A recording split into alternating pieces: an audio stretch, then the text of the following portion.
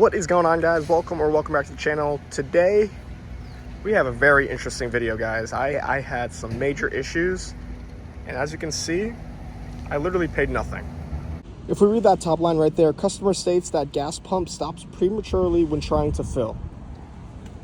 For lack of a better term, when I'm filling this up with gas, this is what happens after I fill up half a gallon, couple of cents in there. Literally as soon as it hits half a gallon, it starts spraying out of the tank, starts overfilling, and it basically does not allow me to put any more gas. No matter what I do, I try to put the handle halfway, try to fill it up a little bit at a time, just will not take gas. No matter how you try to fill it up, it's unbelievable, guys. It was so annoying because I was literally out of gas. So what they ended up doing was they warrantied everything. Apparently there was an open recall that is no longer an open recall because Volkswagen and I guess the government decided it was not that big of an issue. So they're going to extend a limited warranty on the car for just like fuel, like the suction jet pump, the gas tank, and all that other stuff, I guess.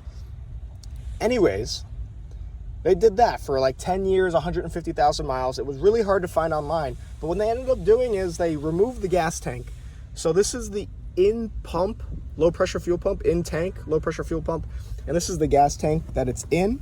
They replaced that for free, brand new. They said that my original low-pressure fuel pump that I got out of a newer GTI will not fit into this gas tank. I don't understand how. They said it was quote-unquote superseded. How that makes any sense is beyond me. It would make sense, if they kept it the same, because Volkswagen likes to save money. So how else would they do that? By keeping all the parts the same from the 2015 model year up until, the beginning of the Mark 8 model year. The Mark 8 GTI and Golf R shares a lot of the same parts as the 7th generation to save money. And plus they were pretty solid. But they said it won't fit. So they said, quote unquote, the low pressure fuel pump, the in-tank pump was superseded. So they replaced it with a brand new low pressure fuel pump. They also replaced this line. They said this line is skinnier.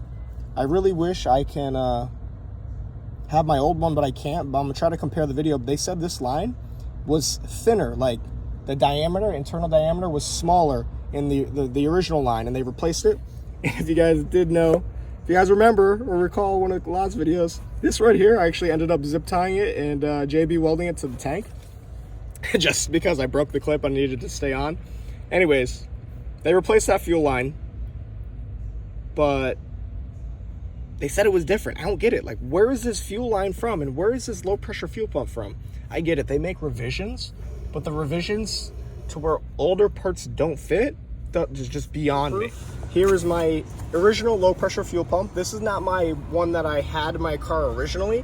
I traded that one for a OEM low pressure fuel pump that was upgraded with the 525 internals. Those are the Walboro 525 HELLCAT internals. And as you can see, there's wiring and all that fun stuff. It looks a little thicker, but they said this will not fit. I literally pulled it out of another GTI myself on YouTube, and I put it in my car. It fit in both GTIs, so why isn't it fitting in this new tank? What tank did they get me?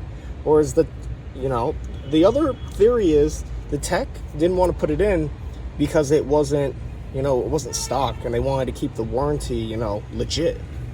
But I don't know, everybody I've been talking to here at the dealer states that this will not fit. I don't get it. I'm gonna even compare the part numbers in a couple of minutes, but something's not adding up here. So obviously the goal here was upgrade the low pressure fuel pump, high pressure fuel pump, big turbo, IS38, whatever you want to call it, and make 400 wheel on the 85. But since they took my pump out, I'm kind of SOL. So I don't know if I'm going to swap the internals into the new pump, or I'm just going to buy new internals, or I'm going to buy brushless. Really, the goal of the build was to keep it as cost effective as possible. And since there's a stock low pressure fuel pump, I have to flash back to stage 2 or some base map, because the current tune is assuming a low pressure fuel pump and E85, and it's going to be sucking, it just won't meet the fuel demand. So I got to flash back. So that's very unfortunate. I didn't want to do this. We're going backwards, but on the bright side of things, I should be grateful because they replaced all of that for free. That's, almost $2,000, $3,000 worth of work and parts. So win some and you lose some, but I don't know. what's going to be the true cost of this. So I have a Stage IS38 from EQT, I believe it's from, or Cobb. Maybe it's a Cobb IS38 map. Anyways, I flashed the IS38 map because it doesn't take into consideration a low pressure fuel pump.